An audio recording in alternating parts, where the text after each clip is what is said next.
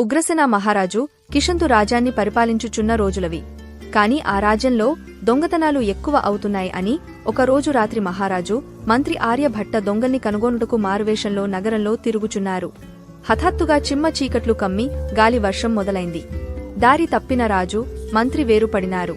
రాజు ఒక ప్రాంతంలో సంచరించుచుండగా భటులు అనుమానంతో బంధించి కారాగారంలో పడివేశారు. అదే గదిలో ఒక దొంగ మూలగా కూర్చుని విచారంతో ఆలోచనలో ఉన్నాడు. అప్పుడు రాజు, ఇంత రాత్రి నిద్రపోకుండా ఏమిటి అంత తీక్షణంగా ఆలోచించుచున్నావ్ని మాట కలుపుతూ అడిగాడు. దానికి దీనంగా నా భార్య, బిడ్డలు కోసం అని అన్నాడు. ఏమి చేశావు అని? నిన్ను బంధించారు అనగా, నేను ఒక దొంగను, పట్టబడితే ఇక్కడ పడవేశారు. మరి మీరు ఎవరు అని రాజుని అడిగాడు. దానికి, నేను ఒక బాటసారిని, అనుమానంతో భటులు పట్టి తెచ్చారు అన్నాడు. మరి నీ భార్య, బిడ్డల మీద అంత తాపత్రయం ఉన్నవాడివి దొంగతనం ఎందుకు చేశావు అని రాజు దొంగని అడిగాడు.